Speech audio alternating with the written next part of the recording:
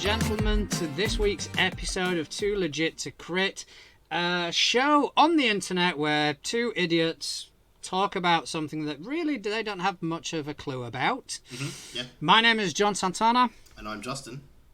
Still. You're not still just... I was Yeah, going to say still. you didn't add Yeah, the yeah. still. I was becoming... I was pausing for dramatic effect, John. I was going to say, man, you had me worried. This was becoming part of you. This was becoming part of your brand. It's going to be a catchphrase. Still. Although I am waiting for the day where you just go, I am no longer Justin. Yeah, that's the whole thing. Like, I haven't told anyone. I'm actually in the process of changing my name. No, I'm not. Yeah, and one day you're going to go, and I am Necro. And I'm Steve. I don't know if I see you as a Steve, though. No, I'm not Steve. I wouldn't. I couldn't be a just... Steve. I don't suit the name. Now, maybe a Ralph? No. No? No. No, I think Ralph could work, though. No. No? Okay. We'll workshop that. We'll workshop it. We'll figure something out. We'll figure something out. All right. So, how are you, my friend? I'm good, man. I'm really good. I've been working lots. I've been scouring my house for my Dremel because I can't find it, which is loads of fun when you've got a project that you're halfway through and you really need your Dremel to do the next part, but you can't find it. It's great fun. Which I will be posting some pictures of into the Facebook and the Instagram and stuff. Probably in a couple of, maybe tomorrow I'll post them. But other than that, just working lots and relaxing. How about yourself? I know you had a very stressful build up to a very fun weekend. Yeah, I've been busy. I've been busy, to say the least, and I am still kind of recovering from it. Understandable. It was a wildly successful weekend, by all accounts. Fantastic news. It was 4 sessions, 4 tables per session. Every table was filled. People were coming from, I think, quite far away as well, which is always good to see because it's always kind of good to sort of expand the horizons. The organizer, Derek, props to him. He did a fantastic job of getting everything together. Lee from Gamers Nexus in Hadley, an amazing job of hosting the event. And it was just a ton of fun. Every table that you kind of overheard, it was all enjoyment. It was all pure sort of unadulterated fun. Fantastic. And that goes for my table as well. Awesome news. Glad it went well. It went fantastic. Especially, I mean, I tried doing something that people kind of recommended against. Did you kill everyone again? No, I did not. I killed. I did no such thing. Killed almost the adventure. 2 people lived. It was great. I may have emotionally scarred a couple of people, but that's just the perils of knowing me. It's true. That is true. I decided to run an adventure, a standalone adventure published by Paizo called Malevolence. The standalone adventures are designed to be run over the course of maybe 5-6 sessions. Yep. So my goal was to run it over the course of 4. Ah. So obviously that means certain corners were cut, certain things were done, and certain mechanics were redesigned slightly to make things a bit more expedient. Yeah, of course, yeah. And also my players were aware of this, so they had enough trust in their GM to know when to kind of move and like breeze over things. Yeah. And it was a fantastic adventure, so it all turned out really, really well. The adventure itself I'd highly recommend anyone to play it. Mm-hmm.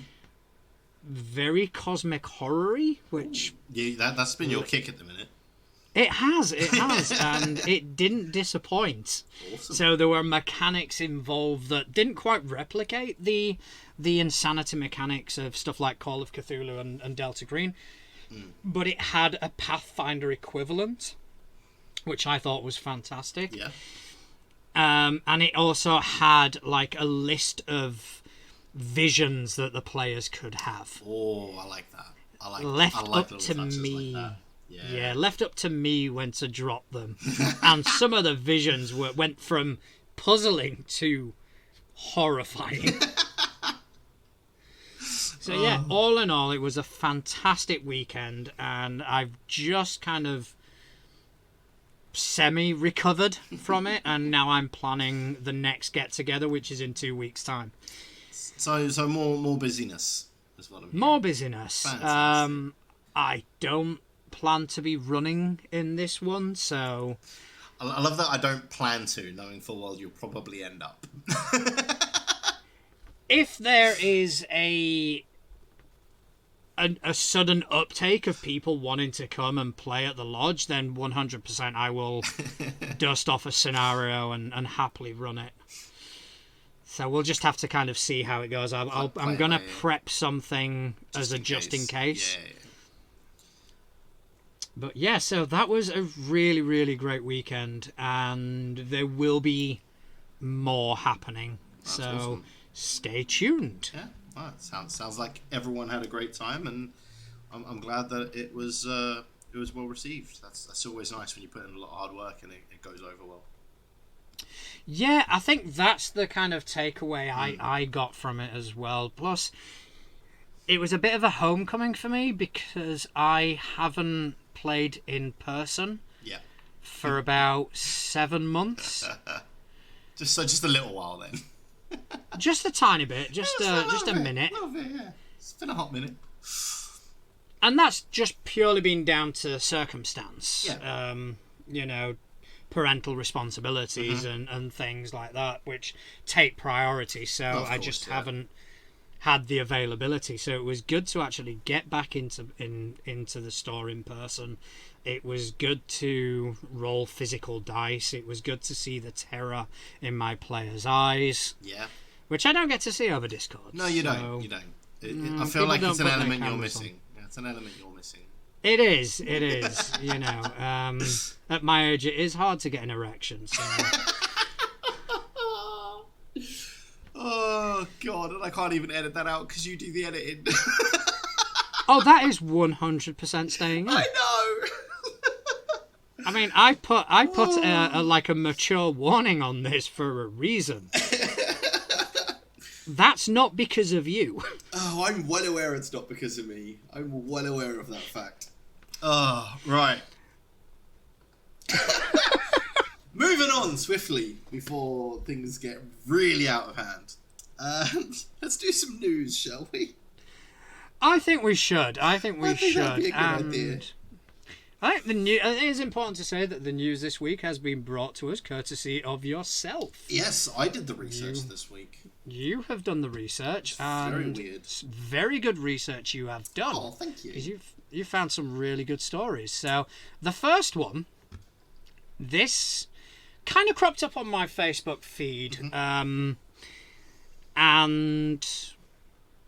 I didn't really pay it much attention until you kind of brought it to the forefront. Yeah. So apparently, and this is way before our time, just a year after D&D was released, another system, which some people consider to be the second major tabletop RPG, was released, and it is called Tunnels and Trolls.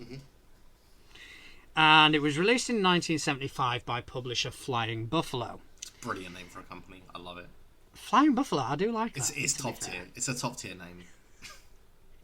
So the game was created by a gentleman called Ken St. Andre after reading the rules to D&D and finding them a little too complex. Which I think we can all agree with. At times it can be. It can be, and especially back in those days. Definitely back in the day, yeah. Things have been streamlined considerably. Absolutely, yeah. So he wrote his own set of rules for fantasy role-playing, specifically designed to be easier to pick up. and it provided things that D&D at the time didn't, like lone player approach, as a solo RPG via a series of spin-off game books. And they did that like before the emergence of choose your own adventure books sort of thing. Yeah. So, it was quite pioneering at the time. And so now it is actually being brought back. Yes.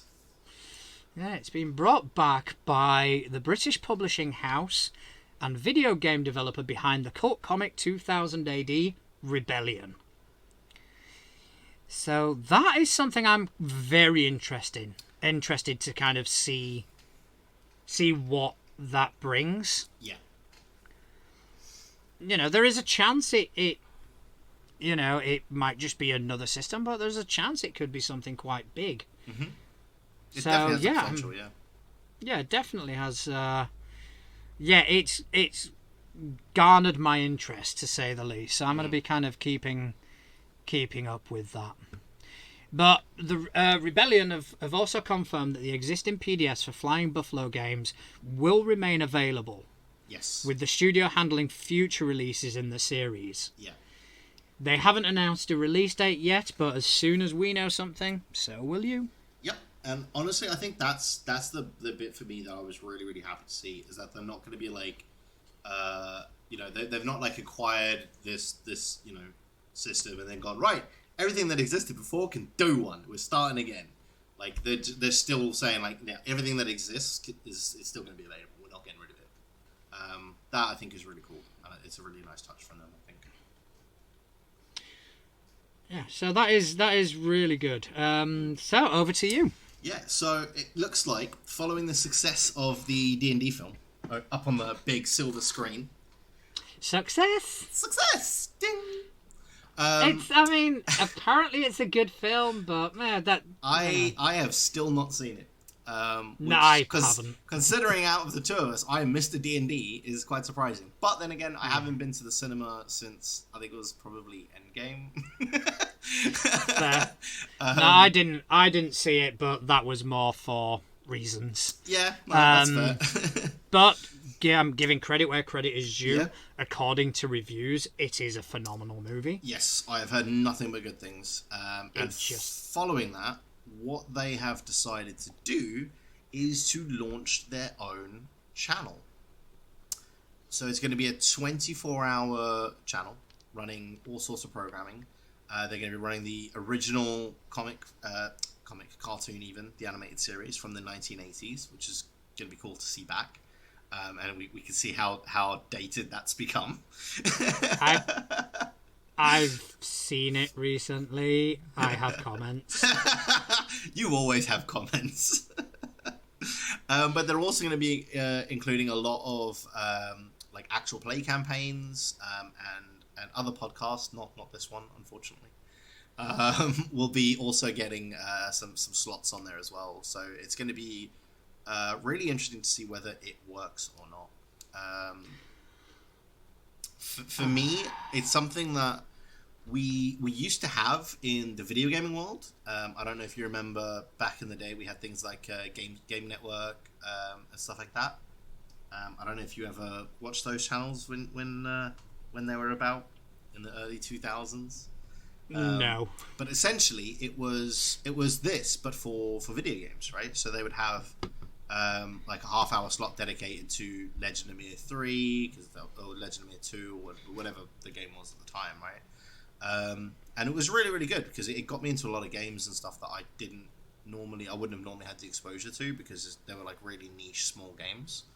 And it'll be interesting to see how they use this platform for similar things with like the podcasts that are on there, and they're going to have a lot of independent creators. It's not just going to be like stuff that they've created themselves, which is going to be really cool. This kind of caught me by surprise. Of all the things that I expected Wizards of the Coast to do, yep, this was the one that I kind of went, wait, what? No, honestly, I wouldn't have expected this. In terms of success, I think in general terms it probably will be successful.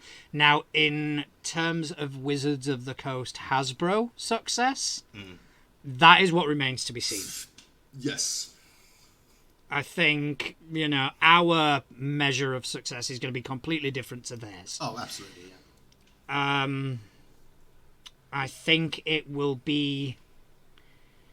I think it will be well received, because it is catering to a niche. Yeah. It is catering to, regardless of how this hobby has kind of prospered over the years and become more mainstream, it is still niche. Oh, yeah.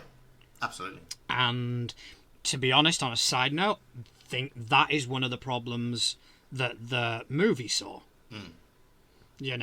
I think it would have fared far better in the box office had they have removed the name Dungeons and Dragons. I would agree with that, yeah, because there are still a lot of people out there who look at D&D as something nerdy and geeky, and they don't want anything to do with it.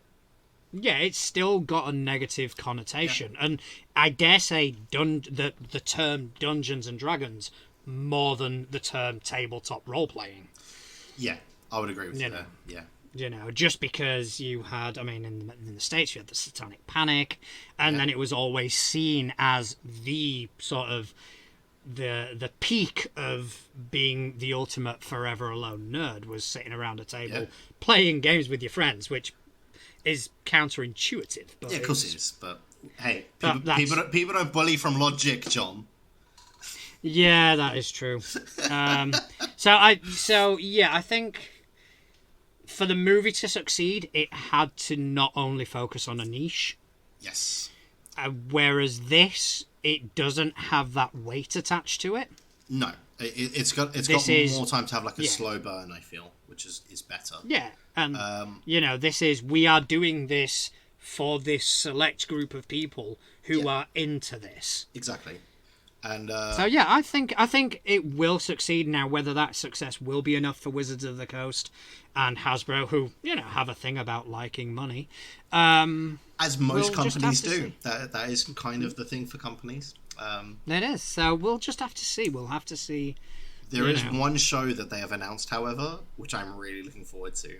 They've announced a cooking show called Heroes Feast, which is going to be a cooking show using the Heroes Feast cookbook that they've written for D&D to actually cook those dishes. So the D&D dishes are going to be cooked in like a proper cooking TV show environment. I think that's going to be really cool. I like that cookbook. I don't have it personally, but a mutual friend of ours does have it. Well, you say he has it. It's actually on my bookshelf right now because he left it at mine. So he doesn't have it anymore. I've got it. It's been here since Christmas. It's mine now. Yeah, I do believe so. Not even finders keepers law and all that. I don't think it was this Christmas. I think it was like the Christmas before. So he hasn't been making many beholder dishes. No. So yeah, I think there are a lot of things that are tied into this hobby that can kind of feature on that network. Your first go-to is going to be actual plays. Yeah. Then you're going to have people who are far more talented than us doing a far better job of doing what we're doing. Yeah, there's a fair few of them out there. There is a fair few of them out there. Please keep listening to us. But, if any of them wants me to guest or you to guest on one of their shows, I'll take it. Happily. But yeah, so it would be... I'm definitely interested. You did say it was free. Yeah. Yes, I did. I did say it was free. You heard that correctly. So I may actually give that a watch then. It's free. You don't have to give Wizards any money, John. It's your favourite None sentence. at all? None Not at even all. a little bit? Not even a little bit. I may be convinced to watch it. He'll give it a crack. I'll give it a crack. You can't argue with free. And if I like it, I won't say a thing about it. That's how we'll know that that's it, guys. If John watches it and he never says anything, it means he enjoyed it but doesn't want to admit it. Now, there is something, and it may be quite irresponsible of me to say it on the podcast. I'm a big fan of the Glass Cannon network. They do their own sort of network of different RPG playthroughs and this, that, and the other. And lately, the CEO of that network, Troy LaValle, he's been posting like just Instagram content of, oh, today I'm going to do this, or today I'm cooking my breakfast, and all this shit. Yeah. But he posted one the other day, and it was like, I've just come from wherever he came from, and I've just been recording a TV show. And this was around the same time that this got announced. And again, maybe hugely irresponsible of me to even mention this, but my mind started going, does that mean... Conspiracy theories! Does that mean... So, you know, if the Glass Cannon do actually have a presence, then 100% I'm going to be fucking watching. No, absolutely. It's going to be very interesting to see. It is. And, you know, I'm always going to be in favour of something that is going to grow the hobby. Yeah. Regardless of where that comes from. So, definitely a fan of that. Right, so let's talk about action movies. Yeah! Now, I am a sucker for a good action movie. I mean, they are amazing. Mindless violence and just... it doesn't even necessarily have to have a story. I just want to see awesome fucking sequences where people get either the shit beaten out of them or they do the shit beating. Or both. That may be something else I haven't been watching. But yeah, I'm a huge fan. So there is a new tabletop role-playing game that takes inspiration from popular action film franchises such as John Wick and Die Hard. And it's cropped the best up. Christmas film ever. I'm not going to go into that because, yeah, it's a film set at Christmas. It's not a Christmas film. I mean, it's got all the parts. Anyway, that's another episode. that's for when we do our movie podcast. So it's called Outgunned, and in Outgunned, the players take the role of a team of heroes embroiled in classic action movie scenarios wherein they must defeat a villain to save the day.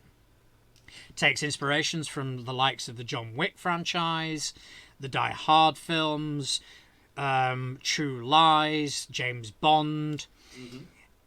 So basically, you play as a part of a group of underdogs who must fight against the odds in order to save the world. Yeah. So it'll contain the core rulebook will contain rules players and the game master needs to plan, run, and play the tabletop role-playing game, including character options, equipment, enemies, and rules for running a campaign. When creating characters, players will need to choose from a selection of roles and tropes, with options for additional traits and features being unlocked as they progress. All influenced by iconic movie characters. The Kickstarter is live until May the 25th, with a pledge of €69, $61. It will get back as a physical copy of the core rulebook, a set of action dice, and digital versions of various supplements. So, thoughts? I am really, really excited for that. I also love an action film. It's that they have everything that you could want in a film. Gratuitous violence. That's it. Gratuitous violence. That's all I want. I was going to list things, then I realised I listed everything that's good about them. I'm really excited. And I like the fact that they're incorporating like tropes from the films into character creation.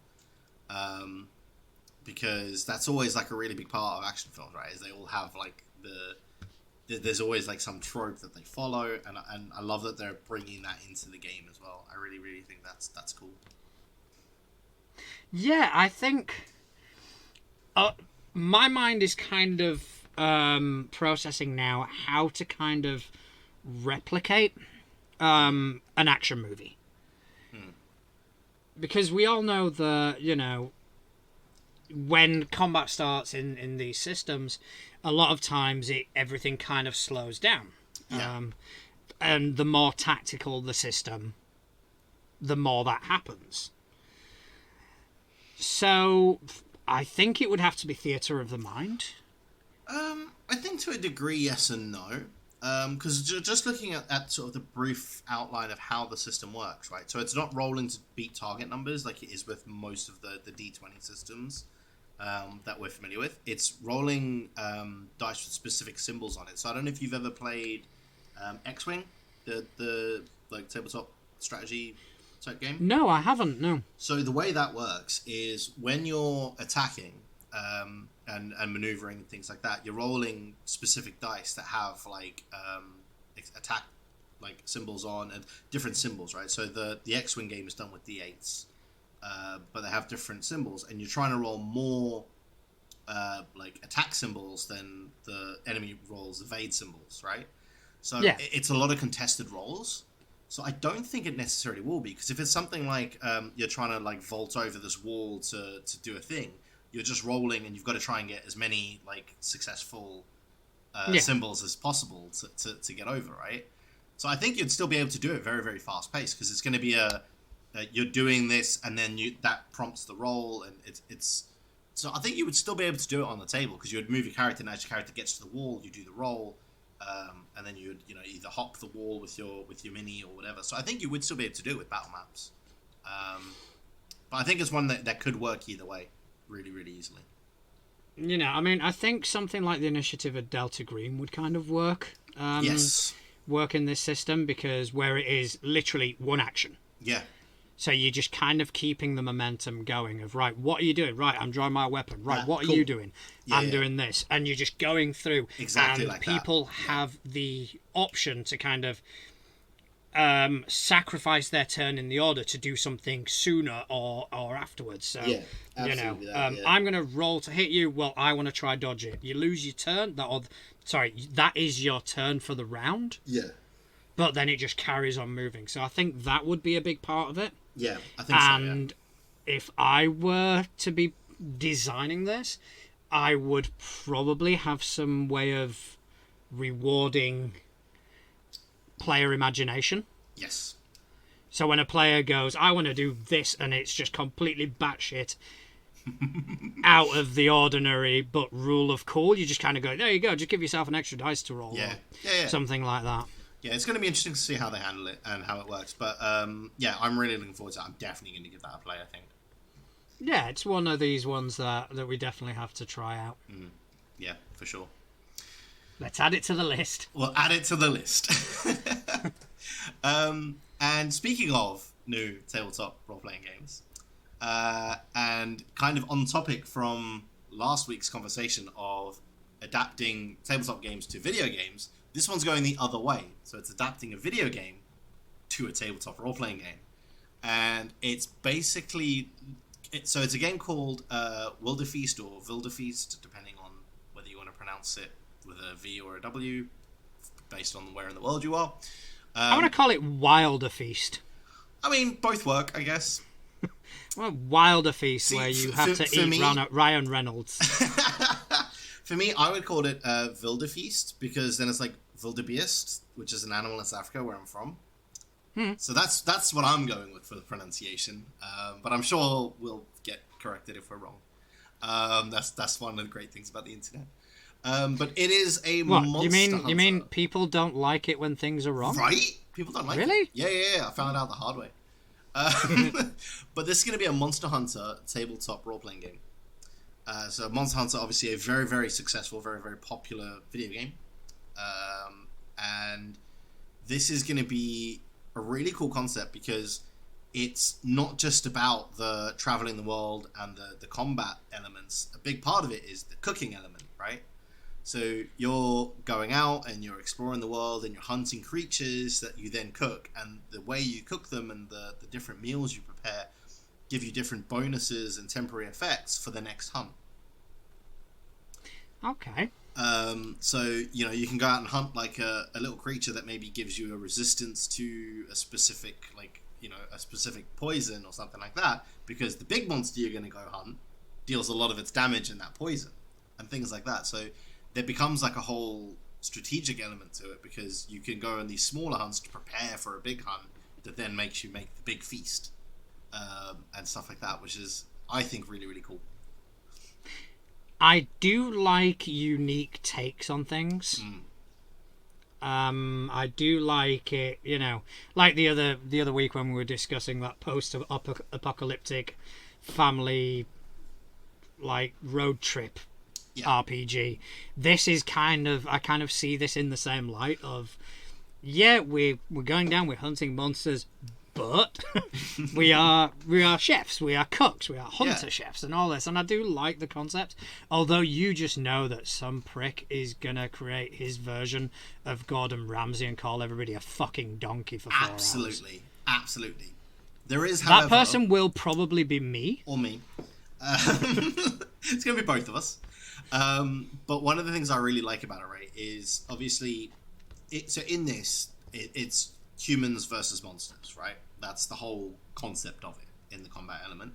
Now, obviously, monsters, for the most part, are much bigger and much stronger than humans. That's the whole reason they're monsters, otherwise they're just creatures. So what they've done to kind of replicate that in the system is humans use d8s and monsters wield d20s.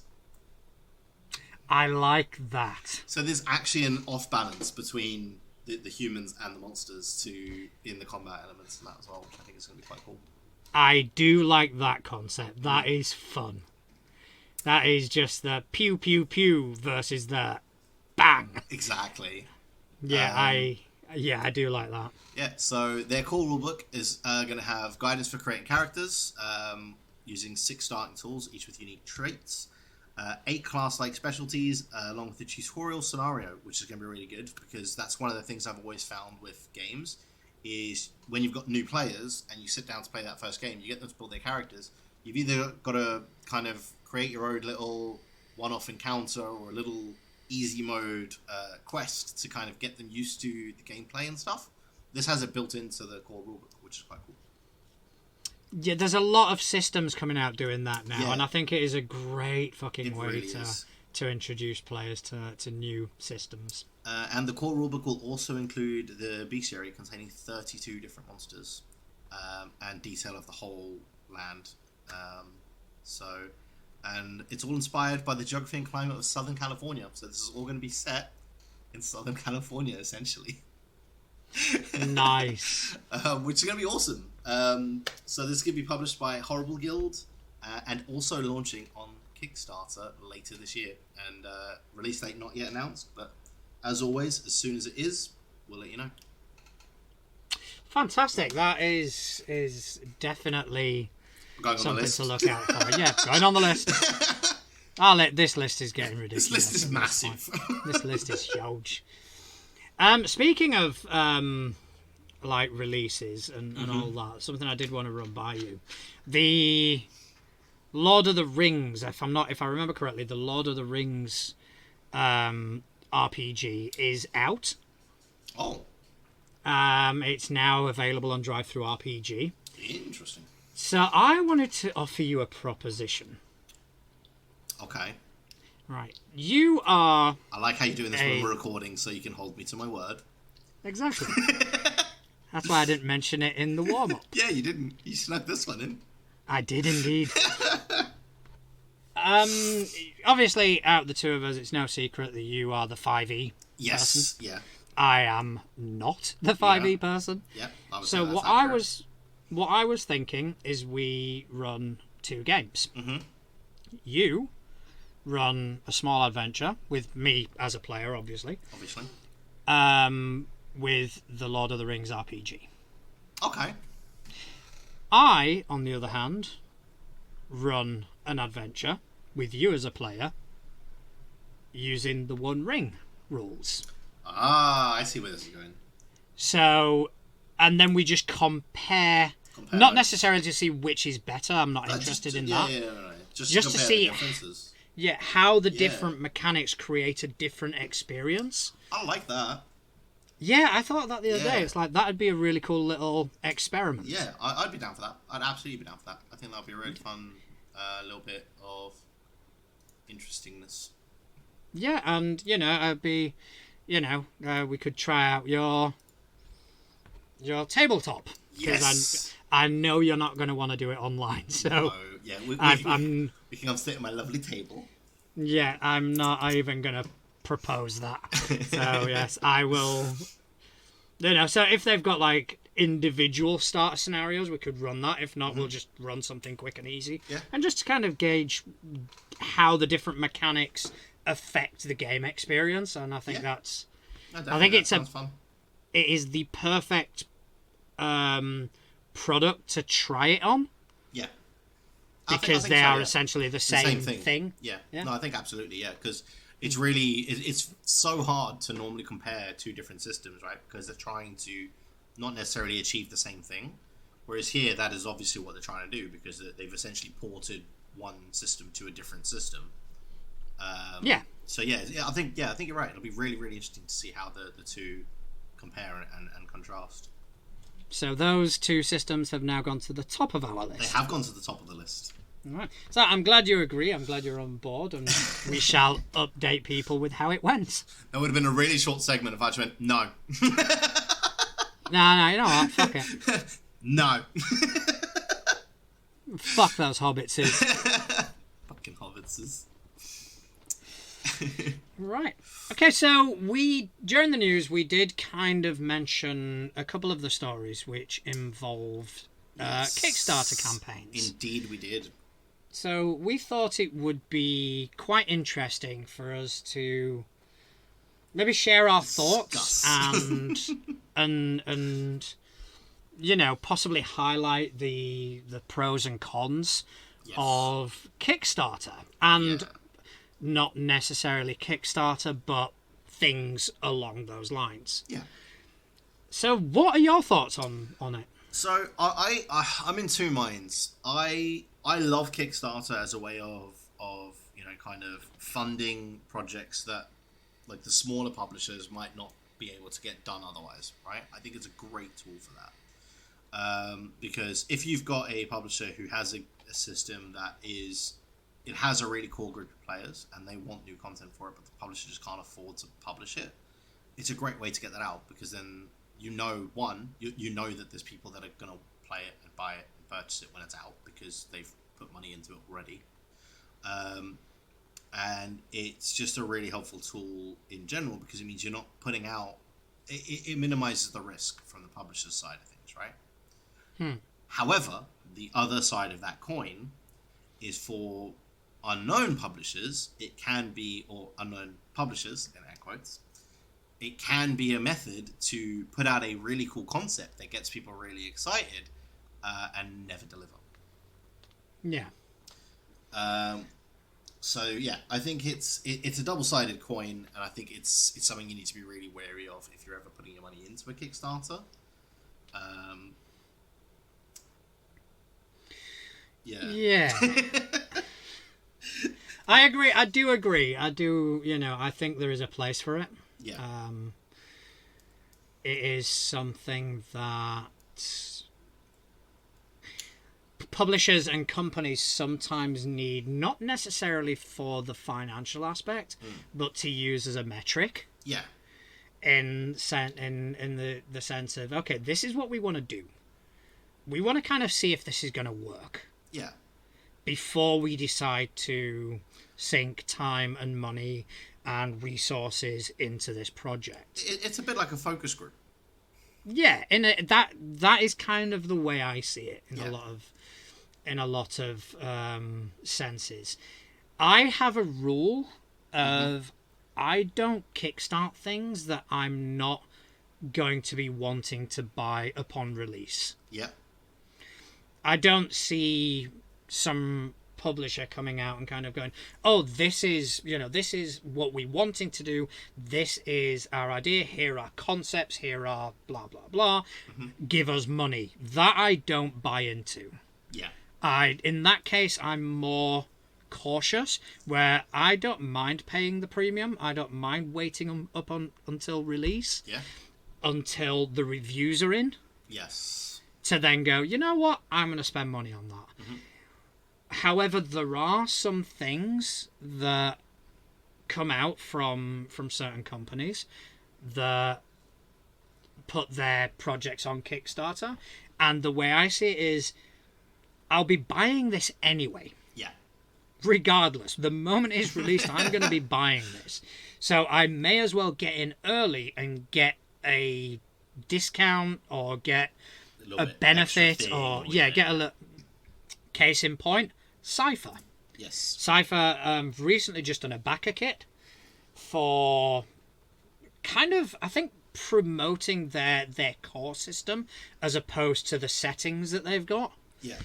And, with it, you've obviously got your stretch goals, etc., etc. Yeah, of course, yeah. I was going to buy Cypher anyway. I was going to invest in this system. Mm-hmm. I've already got the core rulebook, but I was going to buy more.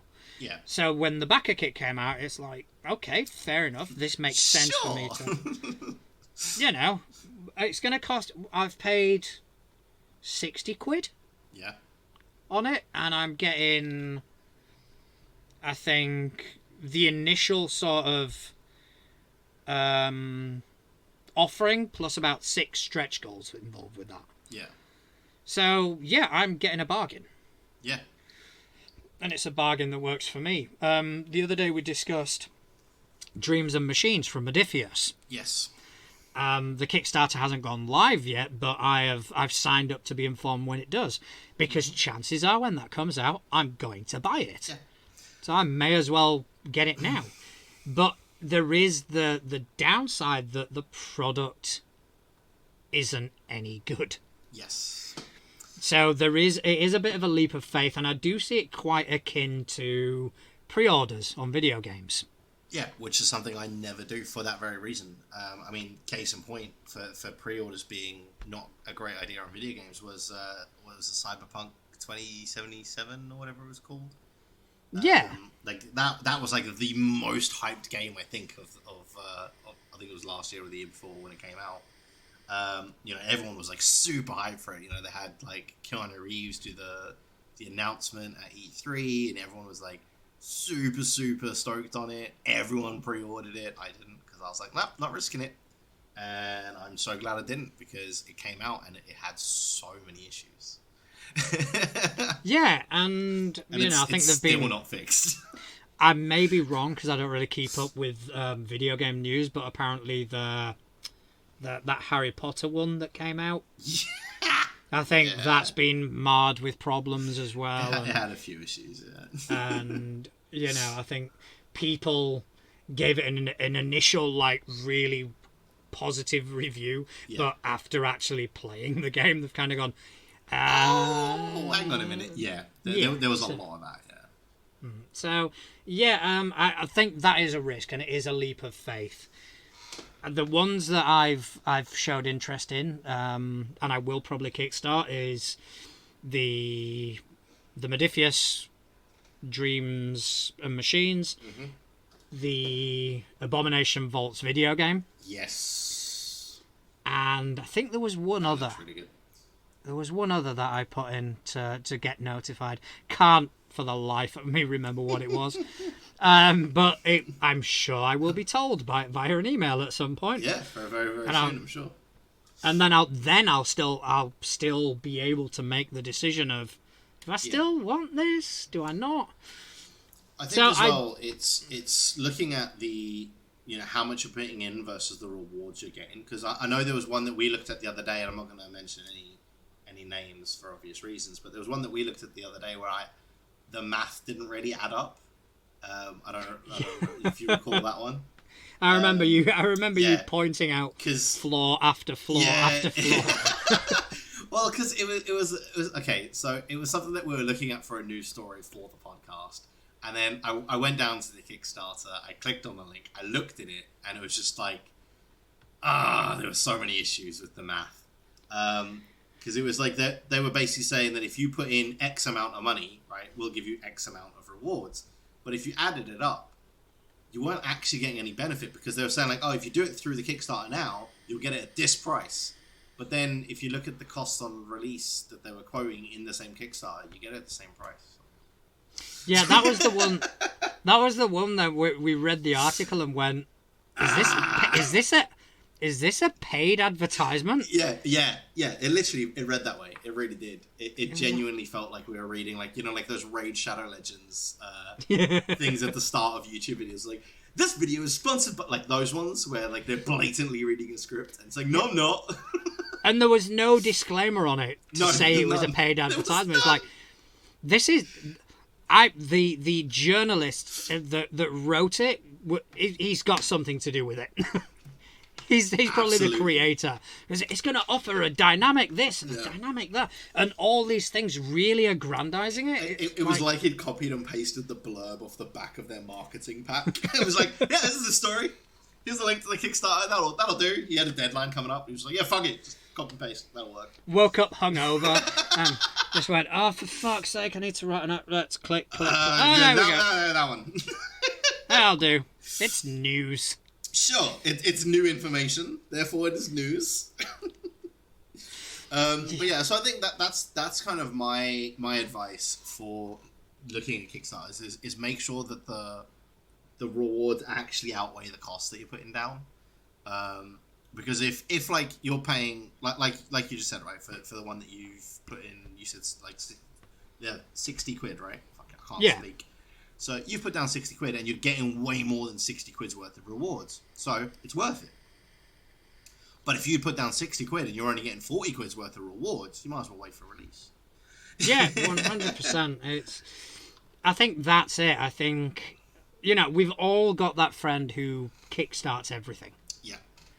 You know, we've all got that friend who oh, I've got a Kickstarter for this, I've got a Kickstarter for that, I've got a Kickstarter for the other. And don't get me wrong, when the things finally arrive and they're showing off their shit, shelf, it's like, I should have done it. Yeah, I should have done it. But at the same time, I think the amount of times that they've probably kickstarted something and it hasn't quite panned out, you know, it is a leap of faith. You are investing.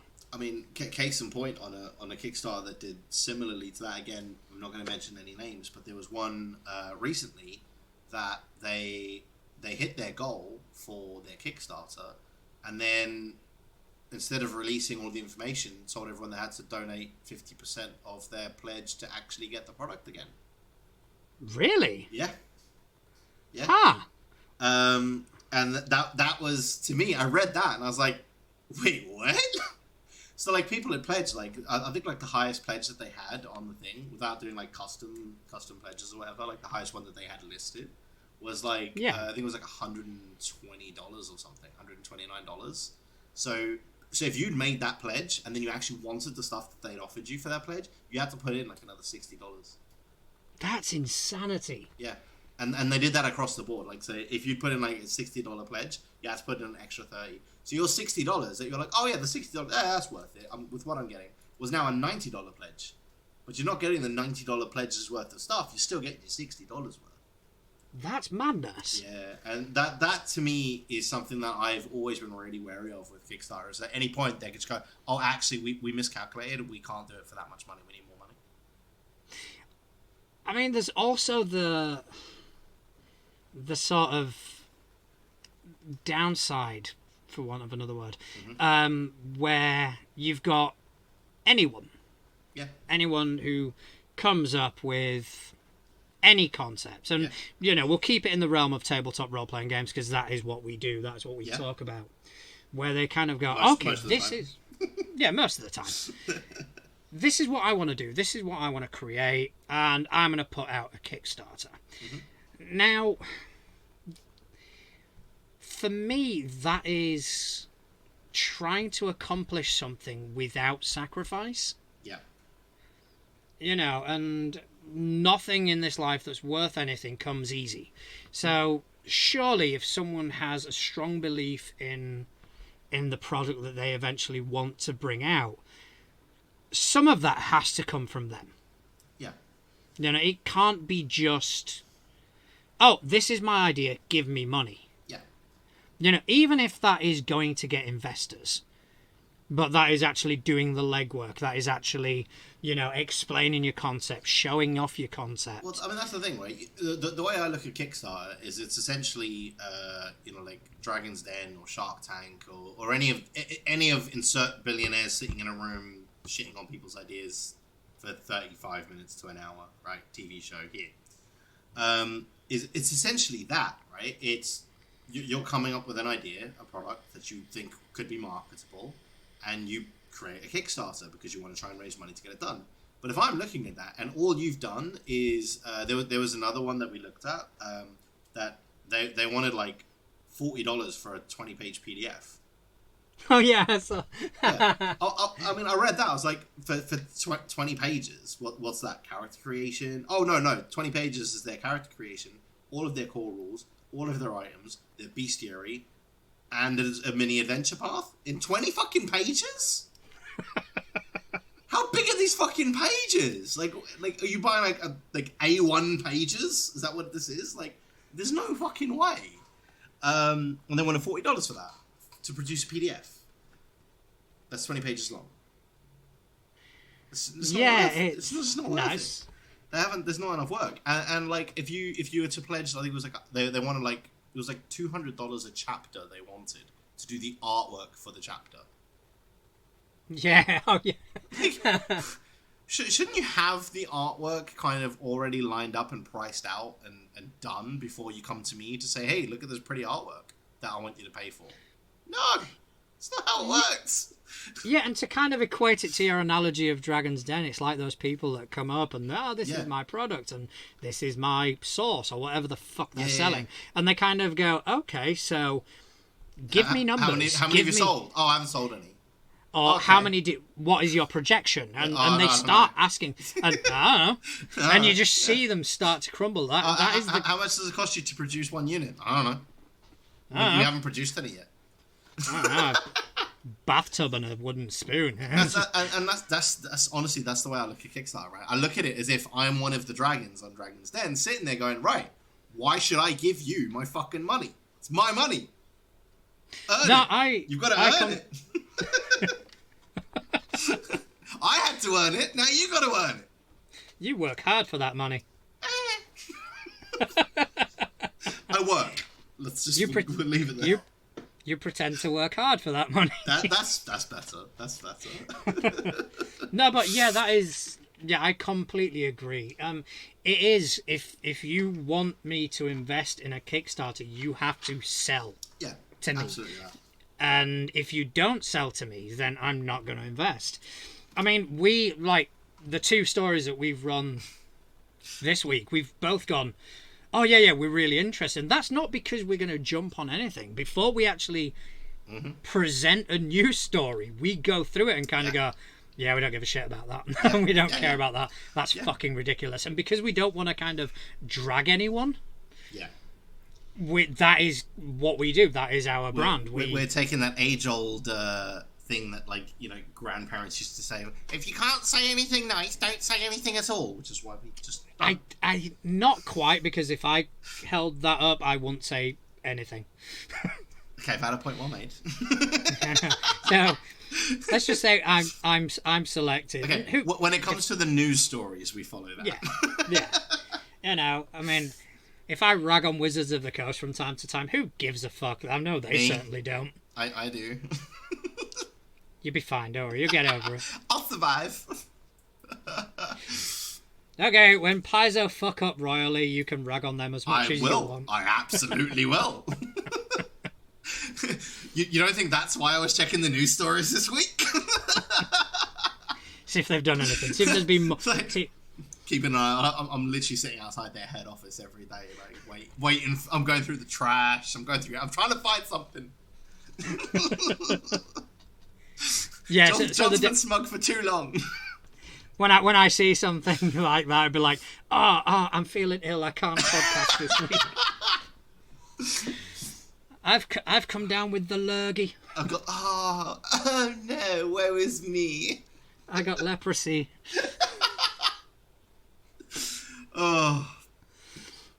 So, but yeah, I mean, I I do 100% agree with you that it is a proceed with caution case in regards to Kickstarter. It can't be just something that you follow blindly, because I'm not saying it's a massive risk. I am saying that there is a risk present, and and it's not always done maliciously either. No, sometimes it's not. Sometimes companies tank. Sometimes Stuff the happens. worst. Yeah, the worst thing happens, and the company just kind of goes, "Shit, we've got to stop this."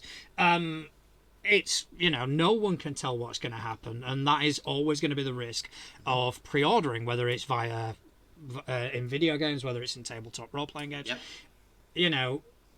You have to kind of be prepared to lose that money. Yeah. And whenever I kickstart something, that money is no longer mine. That money is gone. Yeah. Until I actually get something in return. Mm-hmm. Then, I don't spend more than I can afford. Yeah, it's a bit, the way I look at it as well is it's a little bit like whenever I go to the casino, right? Because the way I go to the casino is I will take whatever I'm willing to spend on a night out, and then that's my casino money, and I won't take any more. Because if I'm going to spend 50 quid on a night out anyway, right, then there's no difference to me taking 50 quid to the casino and spending it. Because, I mean, there's a chance I'll walk away with more, great. But if I lose it, it's fine, because it's what I would have spent going to a club or a pub, maybe not a pub, but you get my point. Like, Yeah. in my head, that's not my money. I'm spending that money for a night of entertainment. If I happen to walk away with more money, fantastic. If not, I'm not upset. Yeah, and I mean, that's, always a wise sort of stance to take in regards to anything that's a gamble, especially if it's something as immediate as a casino would be. Yes. So, yeah, anything that is a risk, anything that is a financial risk, whether that's gambling, whether that's kickstarting, whether that's investing, Yeah. you play with money that you are willing to lose. Yes, absolutely. And that's coming from someone who has somewhat experience in casinos. Yeah, just a little bit. Just a little bit. Just a little bit. Oh, yeah, but these, I mean, I'm contemplating kickstarting these. Well, the two Like the two we reported on today. Yeah. I'm not gonna lie, I'm tempted as well, and I never kickstart. But I think, I'm tempted. But I think honestly, I think I may go back to my. I'm gonna wait until release. I'm gonna wait until reviews are in, and then kind of. I think of the two, the one I'd be more tempted to look at would be Outgunned.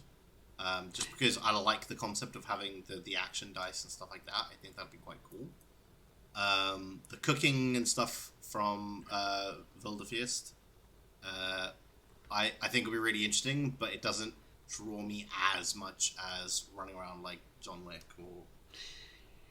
And the thing with a concept like Wildefeast is, as cool as it is, it's not something that can't be replicated. Yeah.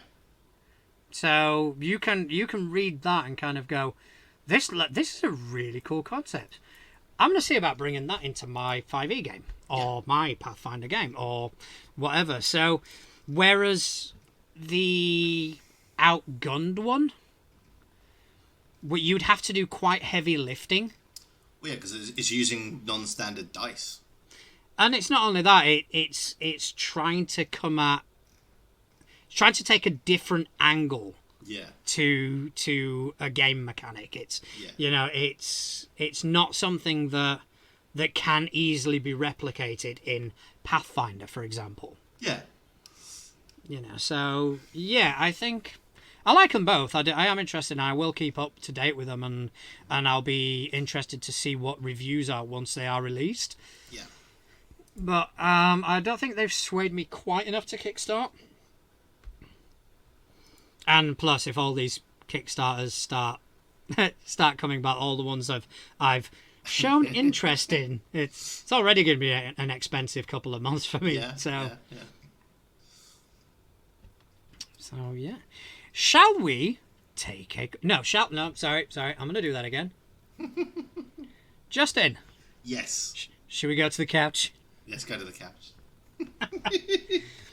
Is the question actually from him again? It is.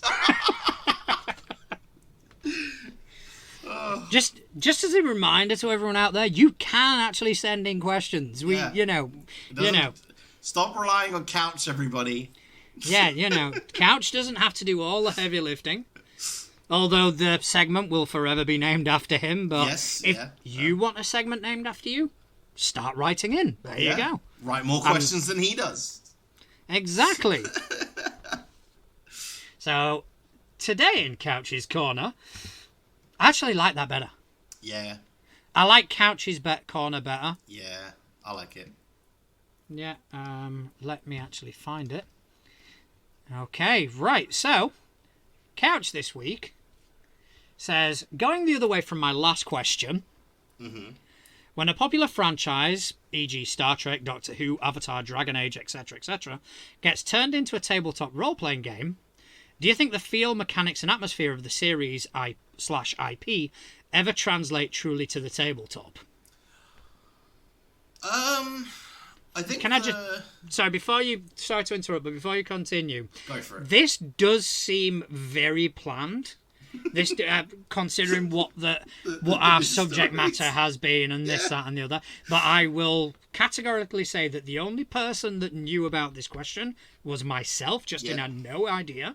And Justin's the one who brought out the news stories, and I just rubbed my hands in glee going, perfect.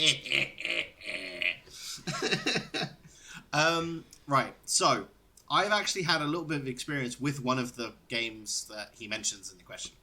I've played the Dragon Age tabletop role-playing game, and I've played it with someone who is a very big fan of the video game franchise, which would be my ex. Mother of my child, etc., right? Huge fan of the Dragon Age franchise. And when they were playing the Dragon Age tabletop, they absolutely loved it. They genuinely felt like it was a good extension of the world, of the experience and everything like that. The mechanics, obviously, slightly different, because when you're playing a video game like that, you're not rolling 3d6 and etc. Because the Dragon Age tabletop role-playing game is based on the Fantasy Age system that I've mentioned a few times. Yeah. Which is the 3d6 system. Really, really good system. Really, really flexible. And obviously, as it was used for the Dragon Age system. But I think that one was done really, really well. The guys that ported it across really, really made everything feel the same, like it was the same world, and just a different way of experiencing that world. And coming out of playing the tabletop role-playing game, I actually wanted to go and play the video game. So I think it is possible. I do also think, however, that being said, that if it's done wrong, it can be a horrendous experience. So I think it depends entirely on how it's done. But the Dragon Age one in particular was very, very well done. To be honest, I'm in two minds. I mean, out of the ones that have been mentioned in the question, I don't have any gameplay experience with any of them, but I do know a bit about Avatar. Yes. Avatar was one that, when they kind of kickstarted it, they kind of released a primer of the rules. Yeah. It's based on Powered by the Apocalypse, which is kind of the mechanics that are used by a ton of different games.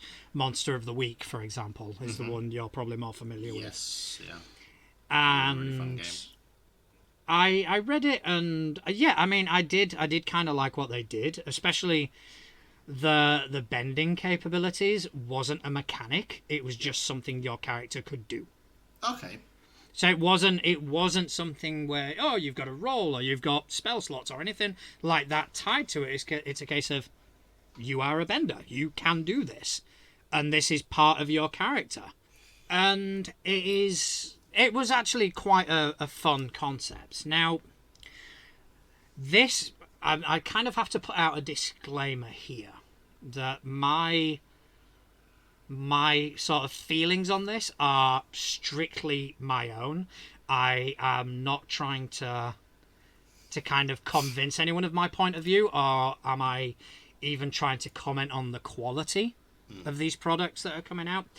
But my main issue with not only tabletop role-playing games, but also video games and stuff like that are based on IPs.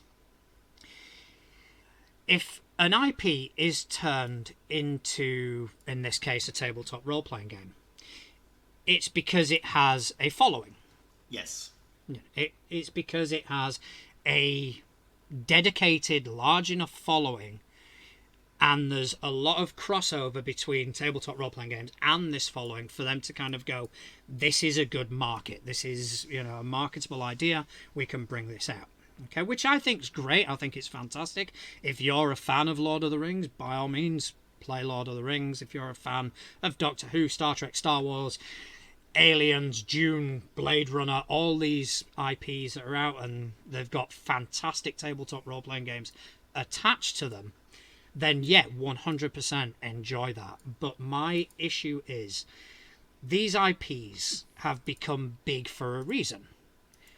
They've become big because they have already produced great quality content. Yeah. So what I feel, if I were to ever play one of these tabletop role-playing games, and let's just pick an IP that I do enjoy, let's say Dragon Ball, for example. Yeah. All right, so they come out. Let's say somebody comes along, Modiphius.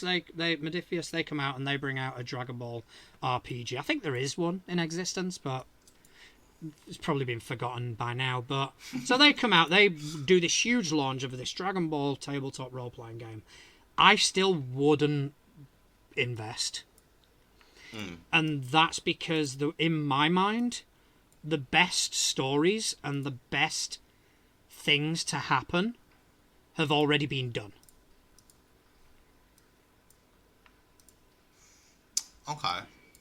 So yeah, the reason that these things are as successful as they are is because they've had fantastic sort of writers. They've had they've had a lot of success on their own. So I would feel like it would be just me trying to imitate what's already been done before.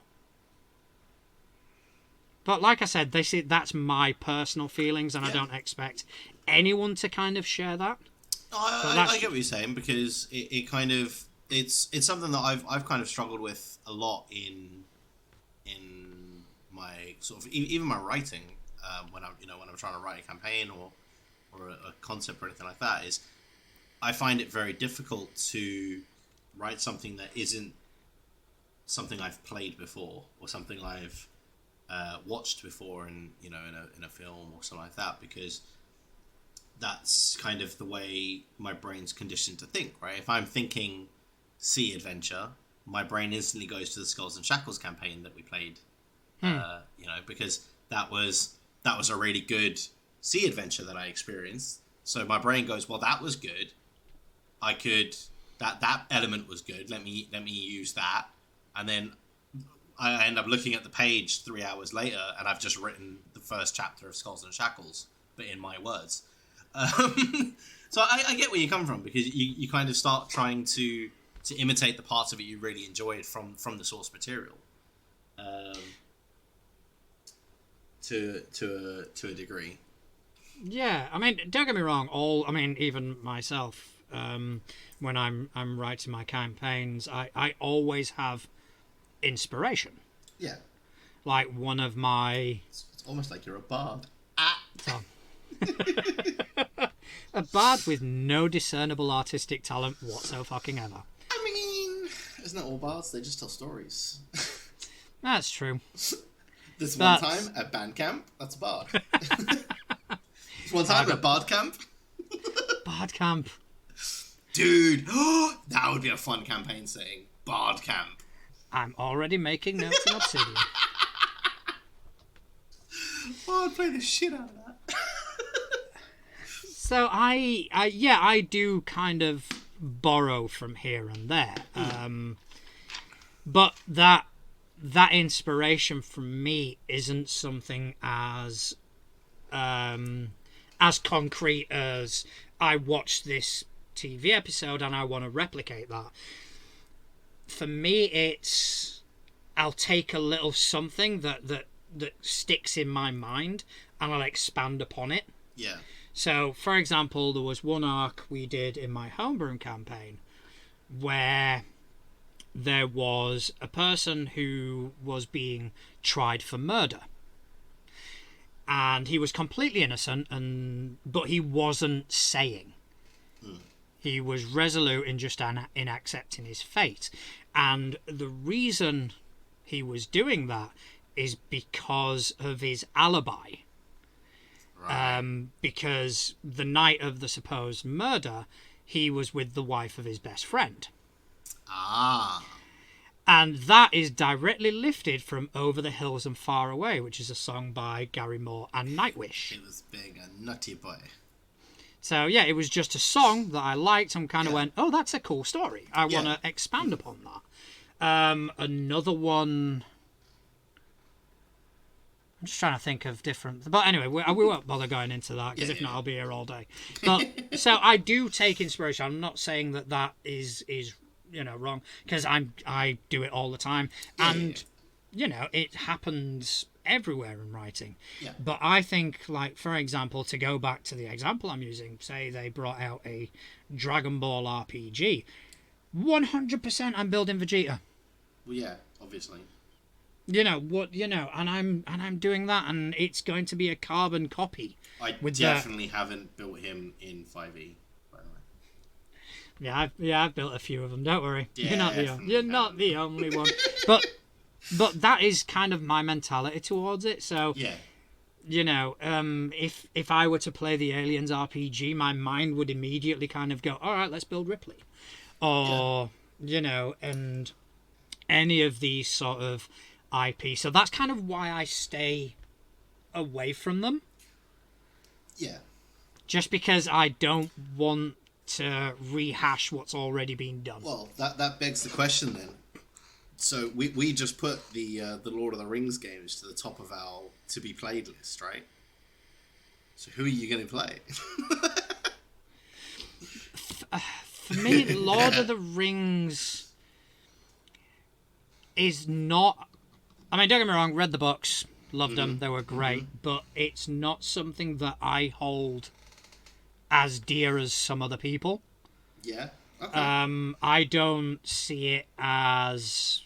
I'm not as sort of hell-bent on being a Lord of the Rings fan, and I read the book. I'm currently reading The Hobbit to my son, but once that book's over, you could probably ask me a million questions and I'd answer maybe about 50% of them. And in of itself, it's such an expansive world. Yes. So yeah, I don't think I'd have that much of an issue with that. Okay. But if it was something like, let's say the Blade Runner RPG, or even the Aliens RPG, that I'm a bit more of a fan of. I'm a bit more more tied into that, so I'd struggle a lot more with it. So I guess your issue with them really comes with franchises that you have a connection with, because your mind defaults to the stuff that you are familiar with and you are a fan of. In essence. Yeah, definitely. Which is the sort of the main sort of niche market that these companies are catering to. Yeah, that's true. Yeah. So yeah, that's where I kind of struggle with it. But yeah, I mean, don't get me wrong, the Alien RPG seems like a ton of fun. It really does. But I don't know. I just don't know if I'd be able to get the same sort of enjoyment out of it as someone Myself, else. for example, yeah. Yeah. Yeah, see, I think that might be where I'm actually very lucky, because the only sort of franchises in air quotes that I'm a really big fan of is the Counter-Strike video games, and there's no way to turn that into a tabletop role-playing game, right? Because it's a round-based tactical first-person shooter. Yeah. It physically cannot be done. So I'm never gonna have, except for maybe Dragon Ball. Actually, now that you mentioned it, I probably would have that issue with Dragon Ball. Because Vegeta is my boy. He's definitely not the background on all of my computers, my work included. Yeah, your obsession with Vegeta trumps mine. Yeah, well, he's the background. He's the background on my phone as well. He's my boy. Vegeta's my boy. All right, I said it. It's out there. Vegeta's my boy. But case in point, when Couch was running Monster of the Week, I think you went Dean. Yeah, I played Dean. And I went Crowley. Yeah. So, you know. Yeah. But then again, right, is that... Because that's the thing. If you look at the way that they've built the characters in Monster of the Week, right? They've built them to be those characters from the TV shows. Yeah, that is true. That is a fair point. You know, like, if you look at the description for the character class that I was playing to be Dean, it's literally Dean described without a name, right? It is. It just is. Like, there's no two ways about it.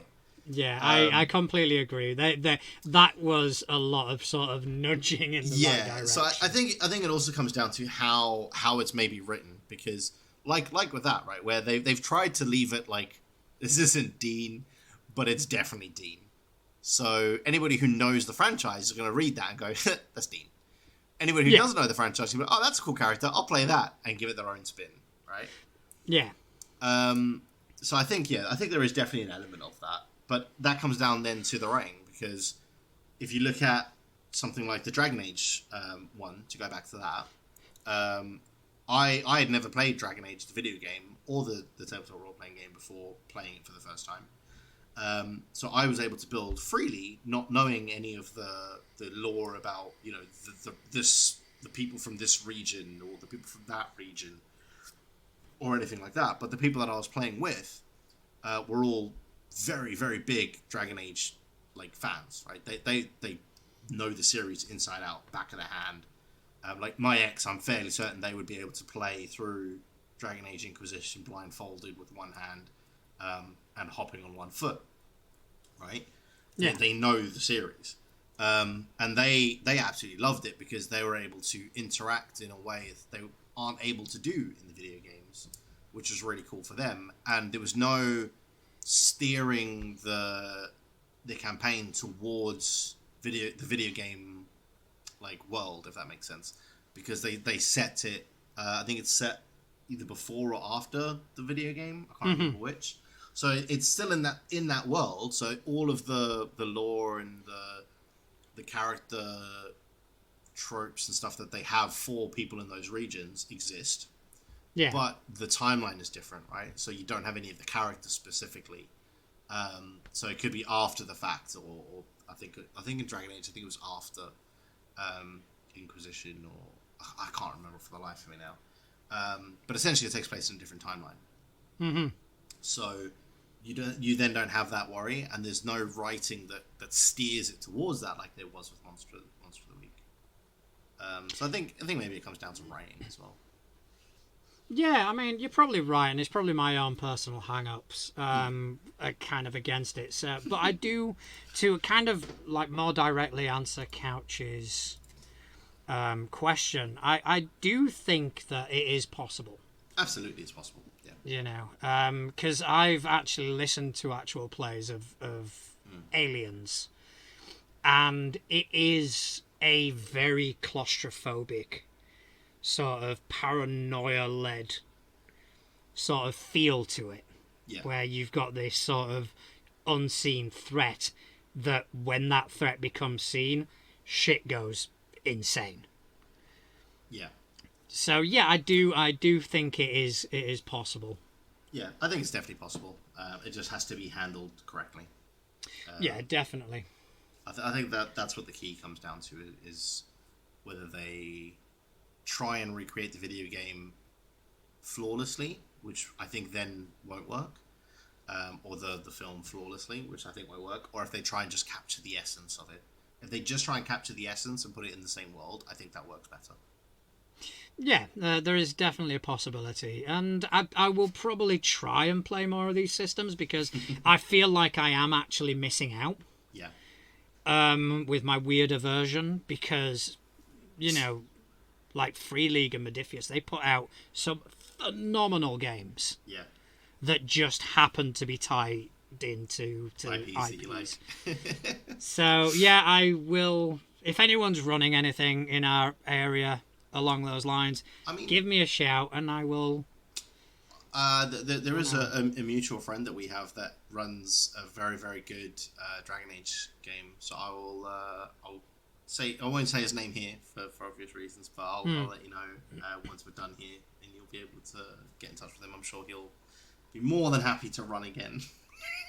Yeah, I'll give it a whirl. Just volunteering his DMing services. Oh yeah, just we'll. I'm sure he'll do it. It's fine. I'm sure we can get some dirt on him. I'm sure we have plenty already. He was in several of our campaigns. So. Just completely blackmail him. Well, thank you very much, Couch. Yes. Once again for a fantastic question that actually does get us thinking. And I know for a fact that he puts thought and effort into these questions. He sits at work actually trying to come up with a good question for us. At work he works. Let's not get him into trouble with his bosses. He is the boss. What do you mean? Fair play. No, but yeah, it is greatly appreciated. You continue to give us some great topics to talk about, and that is why we have named the section after you. Yep. And we are still resolute on getting you on the show. Yes. So we will definitely be. I have discussed it with him. He's up for doing it. All right, let's get contracts signed. Yep. And let's get him on here. We'll get our people to talk to his people. Our people will talk to his people. Yeah. Namely, our kids will talk to his kids. Yes. Yeah. and basically, I'll barter a deal with his wife and make sure that we secure permission. I'm sure she won't have any objection. Get him out of the house for a little bit. Get him out of the house for a bit. Go play with your friends. Go, fuck off. But I think that's about it from us tonight. Yeah. I want to once again thank you to Couch for sending in such a great question. Yep. Thank you to everyone that takes time out of their day to listen to us. And if you like what you hear, please review, please rate. That is how we're going to get more exposure. That is how we are going to grow. And we kind of like the growth that we've had, and we kind of want to see more of it, and we want to be able to talk to a lot more of you. Yes, that would be lovely. Don't get me wrong, all of you listening now are lovely people too, but it'd be nice to add some more lovely people to the group. So it is wonderful to kind of be here, and it keeps me busy for an hour. It keeps me entertained, and it's great to chat to you at least once a week, Justin. Aww. And thank you for joining me in this endeavour. That's all right. So join us next week, where we'll be talking more shit about things we don't really know very much on. Yep. And thank you all. Good night. Bye.